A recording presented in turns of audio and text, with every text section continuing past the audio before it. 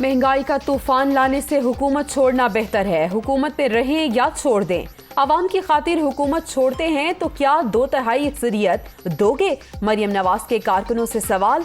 इमरान खान चाहे उल्टा लटक जाएं, इनका खेल खत्म हो चुका है। सरगोदा में खिताब।